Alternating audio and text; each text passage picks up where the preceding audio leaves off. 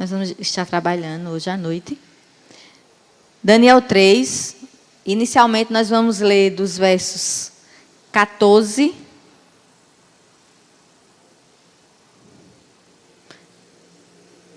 Nós vamos ler o 17 e o 18, perdão. Daniel 3, 17, 18.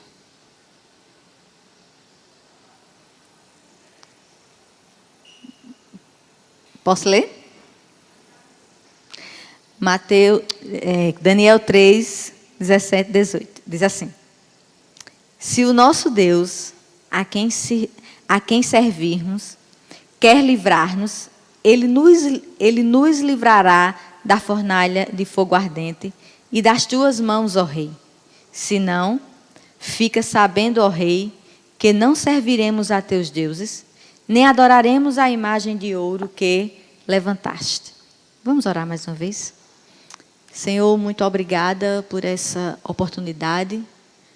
Eu quero te agradecer, Deus, por cada vida que se encontra aqui, pelas pessoas que nos assistem, e que esta noite tu possa edificar as nossas vidas, que tu possa falar conosco, renovar a nossa mente e nos desafia, Senhor, como foi dito aqui, a praticar a tua palavra.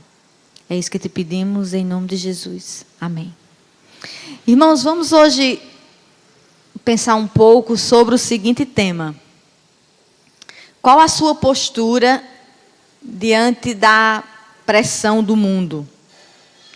Nós acabamos de ler uma declaração de fé, segundo os comentaristas, uma das maiores declarações de fé que tem na Bíblia. E é interessante que o contexto dessa declaração não é em uma circunstância favorável, não é em uma circunstância boa. Foi numa dificuldade, foi numa pressão que 3 jovens declararam a sua fé a Deus. E é sobre isso que nós vamos falar um pouco essa noite. Eu quero que fique gravado no coração dos irmãos que essa história, ela possa nos incentivar a que nos momentos de pressão, nós, como servos de Deus, consigamos ainda ser fiel a Deus. Porque, como jovem, como qualquer pessoa, é muito fácil ser crente dentro do contexto de igreja. É muito fácil professar a nossa fé dentro do nosso ciclo, né, da nossa bolha, quando nós só convivemos com pessoas crentes, com pessoas que pensam como nós. O nosso desafio como cristão é ter uma fé autêntica, uma fé verdadeira, uma fé pura, diante e em ambientes que não nos são favoráveis. E a história desses 3 rapazes é uma história extremamente conhecida, mas ela ainda faz com que a gente possa ter algumas aplicações extremamente boas e edificantes para as nossas vidas, né? Porque o nosso desafio é amar a Deus quando as coisas dão errado.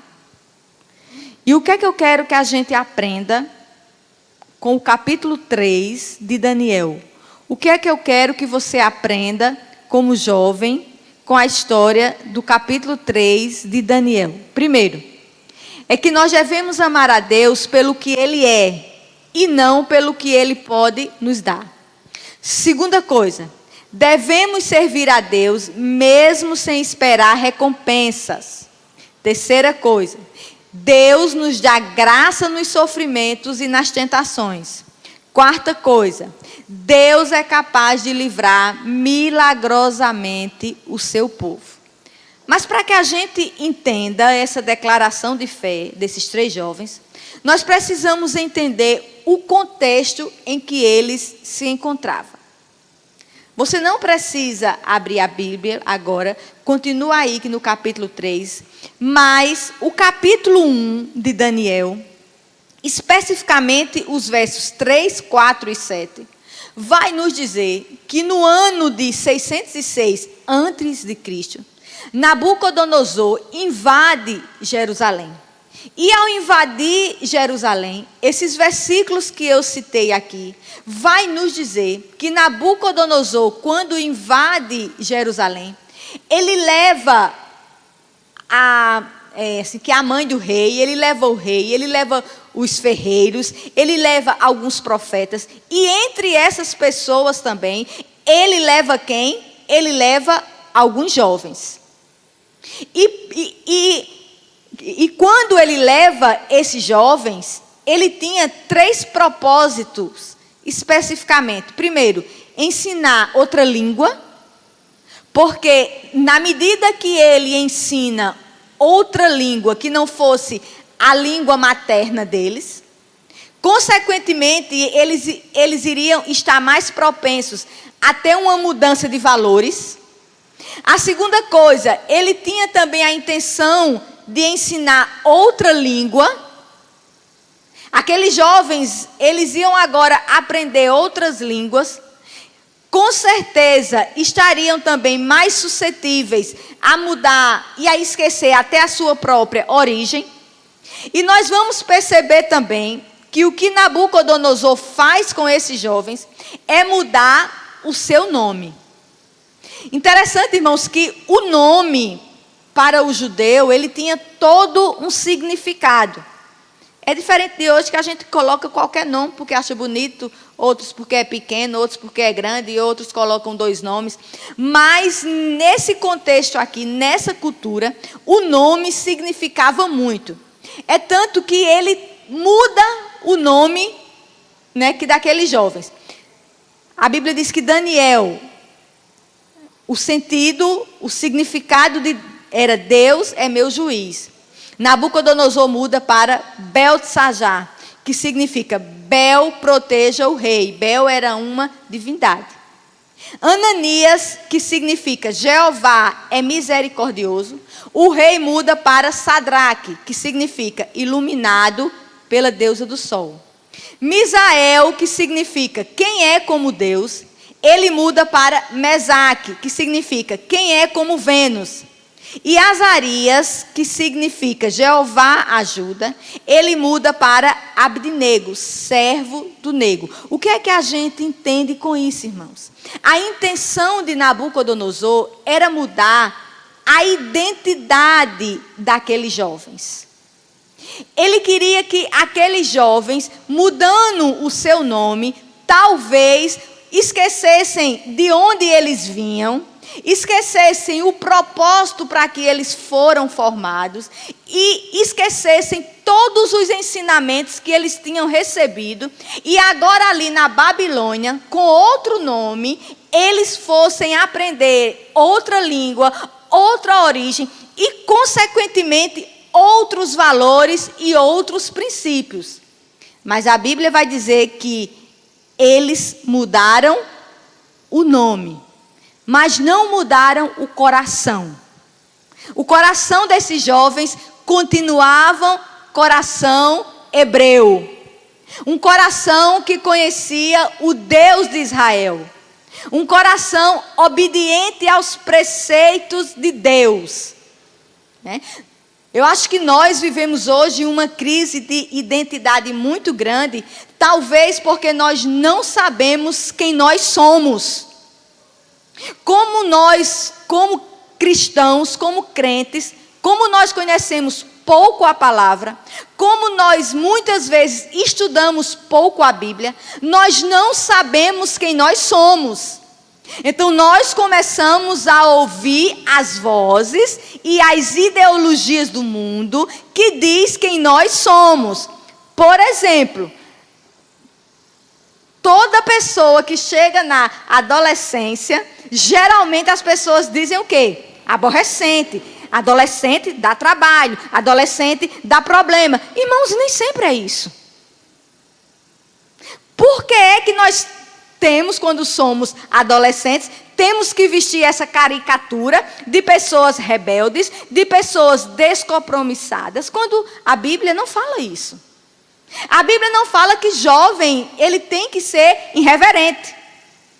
Que jovem tem que ser diferente. Pelo contrário, a Bíblia cita alguns jovens que testemunharam de seu Deus em situações difíceis. A exemplo de José. José, quando foi vendido para o Egito, ele era jovem. Mas lá no Egito, longe dos seus, longe de tudo aquilo que ele tinha aprendido, como ele sabia quem ele era, ele conseguiu viver tudo aquilo que ele tinha aprendido. Então, Nabucodonosor mudou o nome daqueles jovens, porém, não mudou o seu coração. Isso é basicamente o capítulo 1. O capítulo 2 vai dizer que o rei teve um sonho e nenhum dos magos e sábios conseguiram decifrar, somente Daniel. E como Daniel consegue decifrar o sonho, vê aí capítulo 2, verso 49, vai terminar dizendo assim: a pedido de Daniel, constituiu o rei a Sadraque, Mesaque e Abednego sobre os negócios da província da Babilônia. Daniel, porém, permaneceu na corte do rei. O capítulo 3 vai nos dizer que Sadraque, Mesaque e Abednego agora estavam ocupando um cargo importante ali na Babilônia. Então é nesse contexto que a gente vai entrar no capítulo 3. Você não precisa ler agora, por causa do tempo, mas o verso do 1 ao 6, do capítulo 3, vai nos dizer que teve um evento. Que evento foi esse? Quem lê Bíblia sabe. Qual foi o evento que teve? O rei Nabucodonosor fez uma estátua de ouro. A altura dessa estátua era 15 vezes um homem de 1,80 m. Então ele fez uma estátua feita para sua própria vaidade. E quando essa estátua ela fosse erguida e começassem a tocar os instrumentos, todo mundo que estava naquele evento era para ser o quê? Era para se prostrar. Era uma cerimônia pomposa. Era uma cerimônia com gente importante. Só que nessa cerimônia havia uma ordem. Quem não cumprisse ia passar por uma punição. Qual era a punição, Janeide? Ia ser jogada na fornalha que era usada para cozer tijolos. Então, imagina a quintura que era essa fornalha.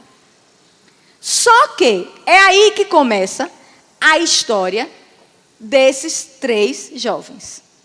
Vamos ler. Vamos ler do verso 7 ao verso 12. Daniel 3, do 7 ao 12. Eu já falei que tinha um evento e essa estátua, ela ia ser levantada, e quando ela fosse levantada, que os instrumentos começassem a tocar, todo mundo que estava nessa festa importante era para se dobrar.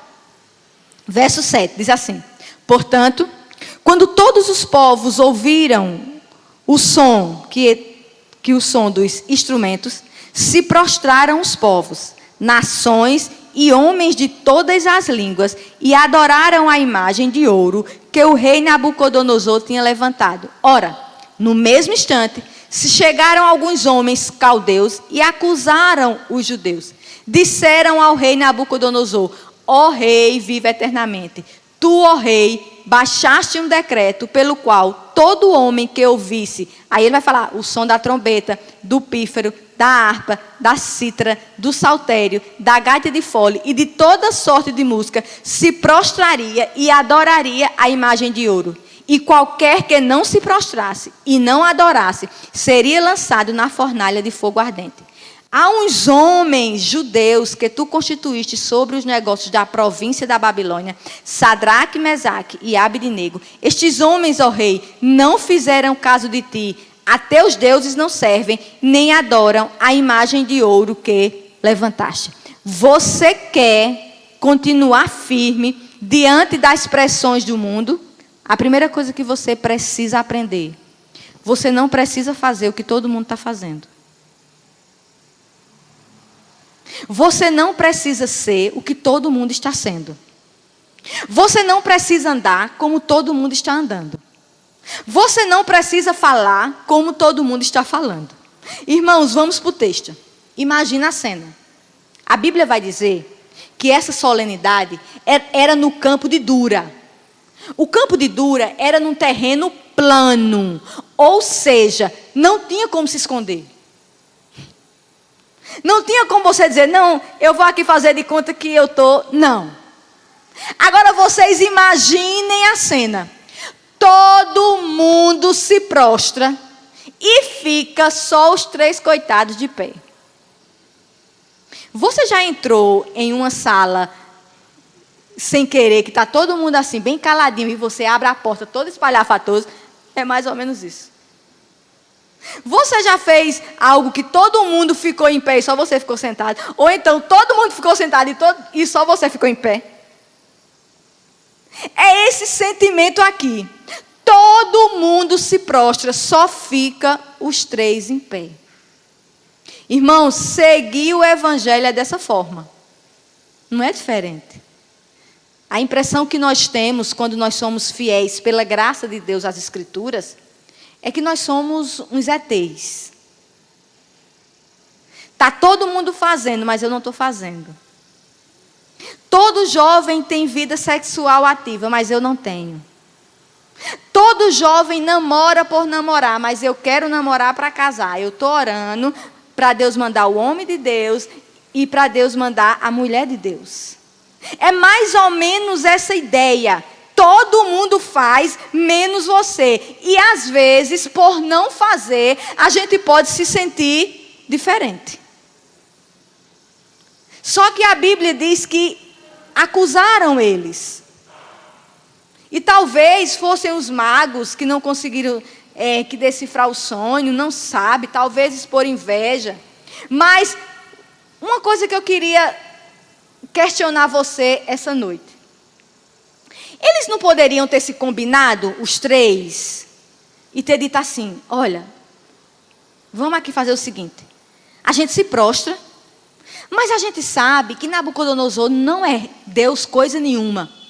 Vamos nos prostrar só por prostrar? Afinal de contas, Deus não conhece o nosso coração? E muitas vezes não é assim, né, que o nosso discurso? Eu vou fazer porque está todo mundo fazendo, mas eu sei que não é dessa forma. Eles não agiram dessa forma. Sabe por quê? Porque eles tinham 2 certezas, irmão. Primeiro, a adoração começa no coração. A sua adoração começa no coração. E essa adoração, ela aflora, não tem como. E a nossa postura denuncia quem nós adoramos. Você pode até ter linguajar de crente, você pode até se vestir como crente, mas o seu estilo de vida, a forma como você vive, vai dizer quem você adora. A forma como você escolhe namoro, a forma como você encara a sua profissão, a forma como você se relaciona com seus pais em casa, a forma como você é na sua escola, no seu trabalho, o seu estilo de vida vai dizer quem você adora. Então, simplesmente, eles não a adoraram. A gente hoje não vive mais esse contexto de que nós somos obrigados a nos prostrarmos diante de uma imagem. Mas quando nós olhamos para esse século, nós vamos perceber que esse século, irmãos, tem seus deuses. E os deuses desse século pedem o tempo todo para que a gente se prostre diante deles. E Tim Keller, em um dos livros muito bom, eu esqueci agora o título, eu acho que é Falsos Deuses, Deuses falsos. Olha, eu troco todos os livros, eu sempre troco. Deuses falsos. Mas quase que eu cheguei lá, né? Falsos deuses. Deuses falsos. Tim Keller, ele vai dizer assim, nós temos os nossos deuses. Nós temos os nossos santuários. E às vezes, irmãos, os nossos deuses são as redes sociais. Vocês já perceberam que a gente não faz hoje mais nada que não poste? faz uma viagem, posta fazendo a mala, posta entrando dentro do carro, posta dentro do avião, chega no hotel, posta a cama, posta o banheiro, posta o espelho, posta a comida, posta e posta e posta e posta. Tudo isso, qual é o motivo? Para que as pessoas vejam. E isso se torna o nosso ídolo. Muitas vezes, o nosso ídolo é o nosso corpo. Nós temos o nosso corpo como se fosse algo que nós veneramos, que nós idolatramos. Muitas vezes é a nossa profissão, é o nosso namorado. Então, hoje, nós não temos mais essa exigência, essa pressão de nos prostrarmos diante de uma imagem. Mas as ideologias desse século faz muitas vezes que a gente se prostre. Quais os deuses desse século? Às vezes é o materialismo, que nos impulsiona a termos, a querer termos mais, né? Assim, é natural essa ambição que dos jovens, que a maioria ainda não definiu a sua profissão, ainda não sabe o que vai ser, mas para que você quer ser e com que propósito você quer ser? Por que você estuda? É para uma profissão que glorifica a Deus ou é para você ter muito dinheiro? Então, às vezes, a gente está se prostrando a essa ideia do materialismo, a essa ideia do relativismo. A Bíblia não é mais a fonte das minhas decisões. Eu tomo decisões agora em cima das minhas vontades, em cima dos meus desejos. Às vezes é o hedonismo, é essa ideia de que o homem é o centro, e que você está aqui para ser feliz, que você está aqui para realizar todos os seus desejos.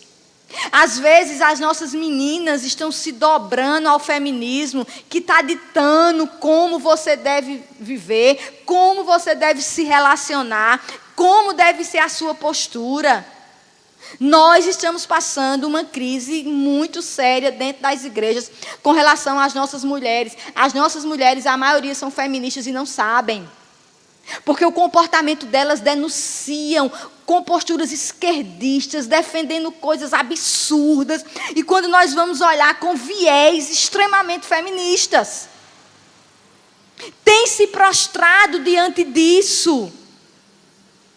A igreja precisa falar mais, precisa combater mais o feminismo, porque quando chega na adolescência, as nossas meninas estão bombardeadas de ideologias feministas e elas já programam sua vida em cima de uma ideologia feminista.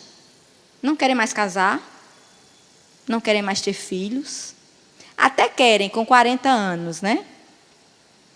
Que depois que faça todos os cursos, para não depender de homem. Porque a mulher que se preza hoje, ela tem que ter o seu dinheiro. Ela não pode ser mandada por ninguém. Meu corpo, minhas regras. Né? Eu posso ser o que eu quiser. Inclusive, eu ser mulher dizendo que eu nasci num corpo errado. E eu sou homem. Eu posso dizer que eu sou bi. Né? Eu tanto gosto de mulher como eu gosto de homem. E tem os que dizem que não é nada, né? Que não gosta de nada. É neutro. Então, nós percebemos que se nós precisamos conhecer mais a Deus, para que a gente não se dobre, não se prostre diante dessas coisas. A pressão aqui era algo visível.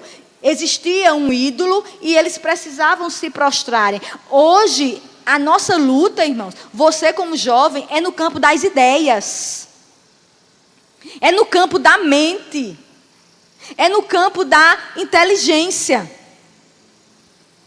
Mas é interessante que quando esses jovens se levantam para não fazer o que todo mundo está fazendo, o que é que o mundo faz?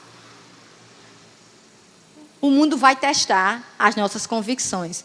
Verso 13 ao 22, diz assim: Então, Nabucodonosor, irado e furioso, mandou chamar Sadraque, Mesaque e Abidnego e trouxeram a estes homens perante o rei.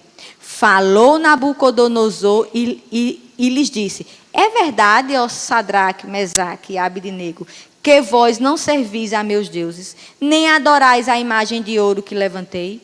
Agora, pois, estai dispostos. E quando ouvirdes o som da trombeta, do pífaro, aí ele falou todos os instrumentos, prostrai-vos e adorai a imagem que fiz. Porém, se não a adorardes, serei no mesmo instante lançados na fornalha de fogo ardente. E quem é o Deus que vos poderá livrar das minhas mãos? Responderam Sadraque, Mesaque e Abidnego ao rei: ó Nabucodonosor, quanto a isto, não necessitamos de te responder. Se o nosso Deus, a quem servirmos, quer livrar-nos, ele nos livrará da fornalha de fogo ardente e das tuas mãos, ó rei. Se não, fica sabendo, ó rei, que não serviremos a teus deuses, nem adoraremos a imagem de ouro que levantaste. Então Nabucodonosor se encheu de fúria e, transtornado o aspecto do seu rosto, contra Sadraque, Mesaque e Abidnego, ordenou que se acendesse a fornalha 7 vezes mais do que de costume. Ordenou aos homens mais poderosos que estavam no seu exército que atassem a Sadraque, Mesaque e Abidnego e os lançassem na fornalha de fogo ardente. Então, estes homens foram atados com os seus mantos, suas túnicas e chapéus e suas outras roupas e foram lançados na fornalha sobremaneira acesa, porque a palavra do rei era urgente e a fornalha estava sobremaneira acesa. As chamas do fogo mataram os homens que lançaram de cima para dentro a Sadraque, Mesaque e Abidnego. A segunda coisa que você precisa entender para você vencer as pressões do mundo é que o mundo, ele testa suas convicções. Irmãos, vamos pensar aqui uma coisa.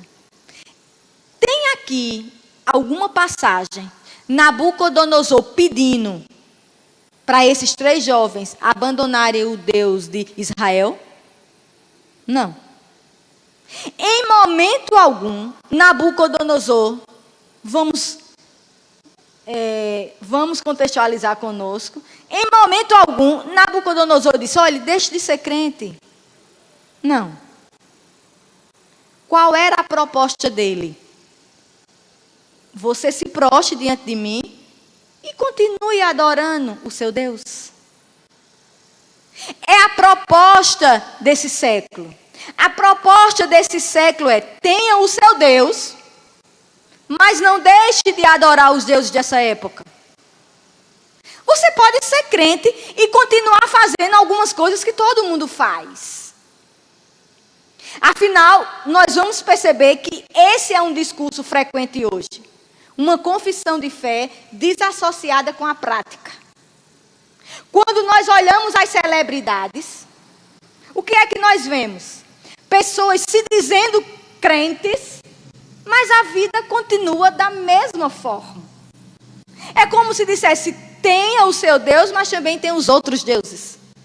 Nós não somos irmãos politeístas. Nós só podemos adorar um só Deus. Ou você se prostra, ou você não se prostra. 1 Pedro 3,15, Pedro escrevendo às igrejas da Ásia maior, menor. Eu gosto muito desse versículo que ele diz assim: estais sempre preparados para responder qualquer que vos pedir razão da esperança que há em vós. Sabe onde é que nós temos falhados? Principalmente com relação a jovem. Infelizmente, jovem cristão não lê Bíblia, não estuda. Como você vai combater com inteligência as pessoas lá fora? Não adianta dizer que é do demônio. Corre, capeta, está repreendido, Jesus, né? É assim que queima ele. As pessoas querem ouvir de vocês uma resposta inteligente. Você tem que ter uma resposta bíblica e inteligente para combater o teu professor de universidade, que vai te ensinar dizendo que ser crente é ser alienado, é ser fanático, que aborto é normal. Mas se você não estudou, como é que você vai combater? É isso que Pedro está dizendo. Estejam preparados para responder a qualquer um de vocês qual é a razão da esperança de vocês. Por que vocês são virgem até agora? Pelo menos é isso que se espera. Por que é que o namoro de um cristão é diferente de todos os demais? Por que vocês namoram para casar? Vocês precisam terem argumentos. Mas o problema é que não se estuda, não se sabe nada, é vencido. E às vezes é servido de chacota. Irmãos, para a vergonha nossa, os jovens católicos estão dando de 10 nos crentes. Em termos de pureza, em termos de vida casta. Tem jovens católicos que você fica assim, ó. Quando você assiste o Brasil Paralelo, você diz, meu Deus, esse povo saiu de onde, Senhor? Aí eles terminam citando Nossa Senhora, não sei quem. Cadê os crentes? Cadê os jovens? Estão atrás de Anitta. Estão curtindo Big Brother. Estão querendo ser Neymar. Sabe que tem muito dinheiro para pegar todas. Estão querendo ser blogueiras famosas. Cadê as nossas jovens? Como vai responder? Não tem, infelizmente. Aí, essa proposta dele aí, que convicção desses três, irmãos. O verso 16, eles vão dizer assim: ó Nabucodonosor, quanto a isto, não necessitamos de ti responder. Quando você vai estudar esse versículo, é como se eles dissessem assim: Nabucodonosor, olha para a minha vida. Eu tenho cara de crente ou não? A minha vida honra a Deus ou não? Como é que tu ainda vem com uma proposta dessa para mim? Irmãos, será que nós temos essa condição de dizer? Você tem condição de, na sua sala de aula, quando virem as coisas absurdas, você dizer, ei, você sabe quem eu sou? Ou as pessoas já vão para você porque sabendo que você vai responder igual a elas? É isso que eles quiseram dizer. Quanto a isso, Nabucodonosor, nós não precisamos te responder. Olha para a nossa vida, tu sabes que a gente adora ao Deus de Israel. Não tem como. As pessoas precisam olhar para vocês e dizer, olha, aquele jovem ali, não se mete com ele não entra nisso, ele não conversa porcaria, ele não ri de piadas indecentes, ele não vive falando direto de coisas que não convém. Você não está vendo não que ele é diferente? Aquela jovem ali, não adianta você perguntar se ela quer colar, porque ela é crente, e crente não cola. Crente é o melhor aluno da sala. É mais ou menos isso. Eles estavam dizendo isso, olha para nós. A nossa vida já diz que nós vivemos para o nosso Deus. Aí, irmãos, ele dá a maior declaração de fé da história. Interessante que eles não barganham com Deus, né? Eles não fazem como alguns adeptos aí de algumas teologias. Senhor, se tu me livrar dessa, eu vou te servir. Senhor, eu decreto que tu me salve. Senhor, eu libero uma palavra profética de que eu não vou cair na fornalha de fogo. Senhor, eu determino. Não. Eles tinham uma fé madura. Eles disseram, fique sabendo. Vamos lá? 17. Se o nosso Deus a quem servimos quer livrar, ele nos livrará. Se não, fica sabendo, ó rei, que não serviremos a teus deuses. Ou seja, nós iremos permanecer fiel. Eu acho tão interessante eu ouvindo de alguns jovens que não estão mais nas igrejas. Aí eu pergunto, por que você não está mais na igreja? Ah, porque o meu namoro acabou. Ah, porque Deus ainda não me deu o meu namorado. Meu Deus. Deus é misericordioso, viu? Muito. Eles estavam dizendo, olha, eu acredito em um Deus que tem poder para livrar. Só que eu não mando nesse Deus.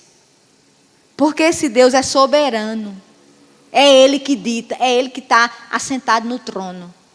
Mas eu quero dizer ao Senhor que mesmo que Ele não nos livre, nós vamos continuar sendo fiéis a Ele. É esse o discurso cristão. Mas o que é que eu acho mais interessante?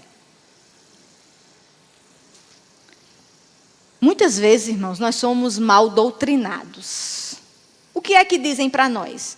Faça tudo direitinho, que Deus vai lhe honrar. Eu não sei porque é que tem crente que anda tanto atrás de honra, que eu não sei que honra é essa. Honra foi na cruz do Calvário. Que era para você estar lá e o Filho de Deus perfeito, imaculado, que nunca pecou, tomou sobre si todas as nossas dores e as nossas enfermidades. Honra maior do que essa eu não conheço. Mas o que é que dizem a gente? Olha, seja obediente, não é assim? Faça tudo direitinho que Deus vai lhe abençoar. Nem sempre. Porque nós vamos ver aqui que a obediência deles foi respondida com o quê? Com fornalha. Então, o fato das coisas não saírem como nós queremos, não quer dizer que Deus não é o nosso Pai e que Ele não está conosco. Ele permite fornalha, mas Ele está conosco na fornalha. Ele permite a adversidade, mas Ele está conosco nas adversidades. E é interessante que eles, sendo fiéis, eles foram jogados na fornalha. Sabe por quê, irmãos? Porque o mundo, ele é intolerante com quem não lhe serve.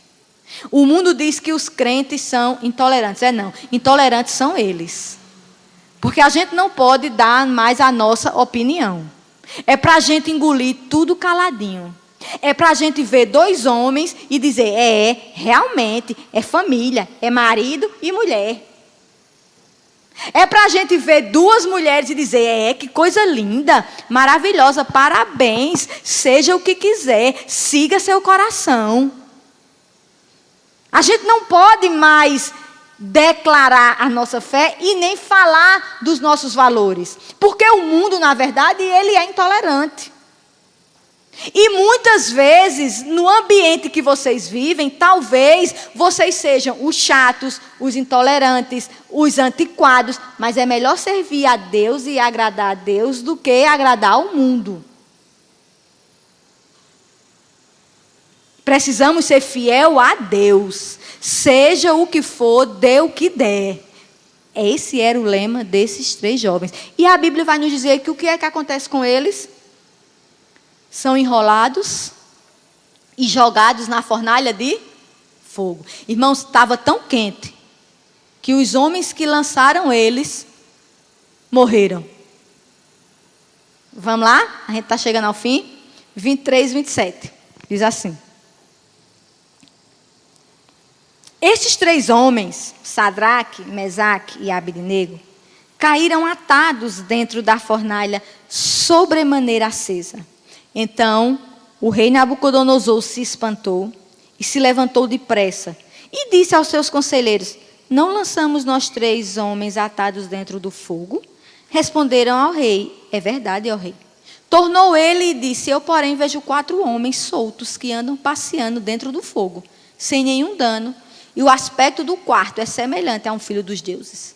Então, se chegou Nabucodonosor à porta da fornalha sobremaneira acesa, falou e disse, Sadraque, Mesaque e Abednego, servos do Deus Altíssimo, sai e vinde.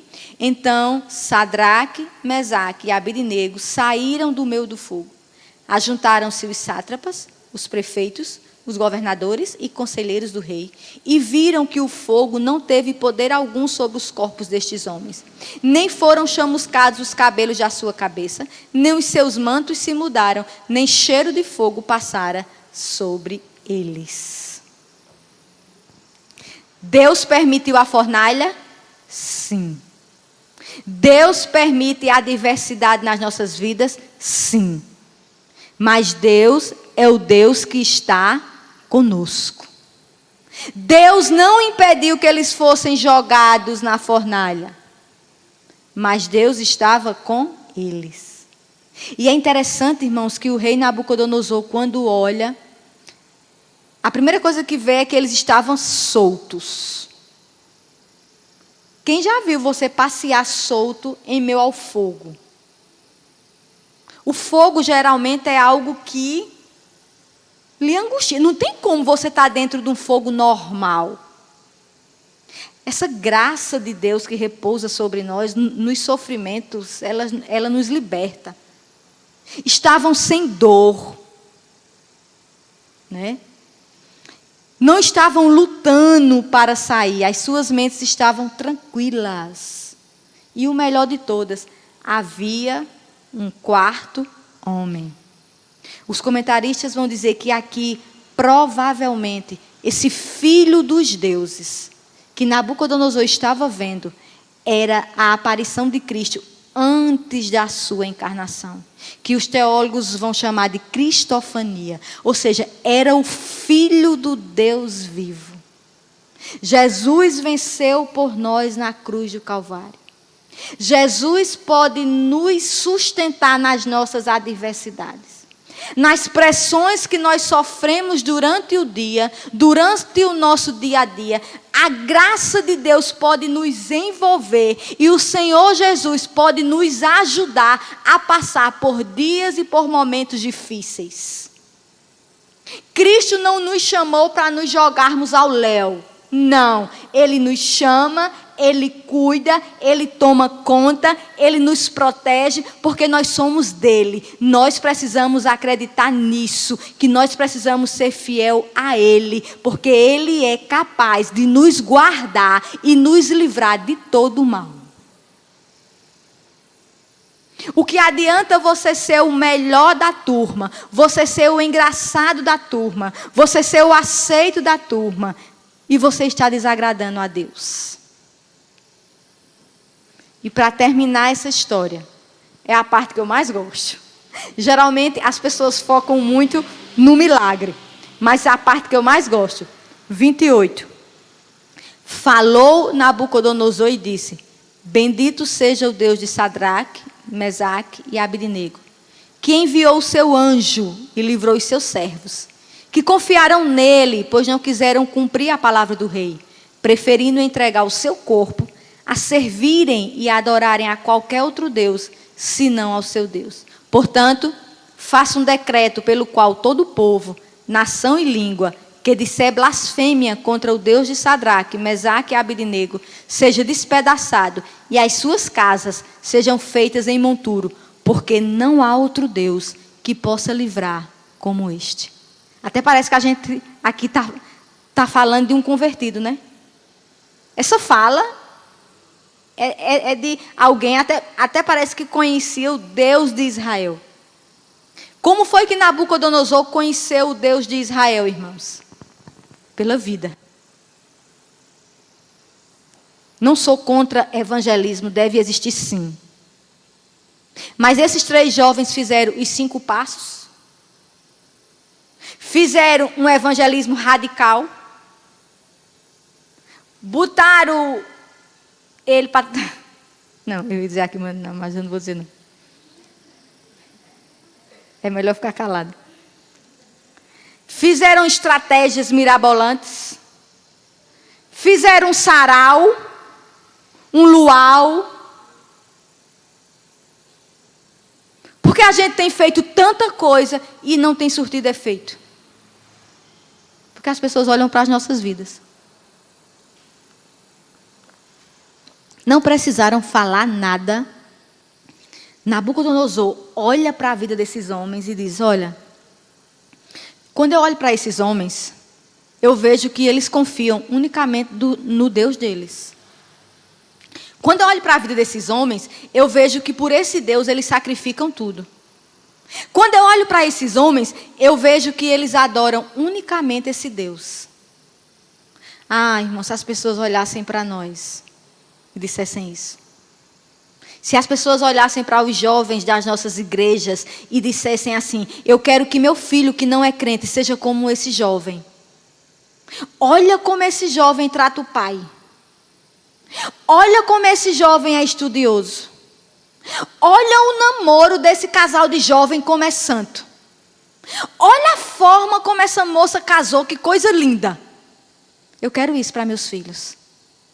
Sem vocês dizerem uma palavra. É esse o desafio. Ser fiel a Deus atrai glória não para você, mas a Deus. Que você possa vencer as tentações, as provações desse mundo, sabendo que você vai ter uma recompensa. Pode não ser aqui, mas de uma coisa eu lhe garanto, você terá uma recompensa eterna. Amém, queridos? Que Deus aplique essa palavra no nosso coração.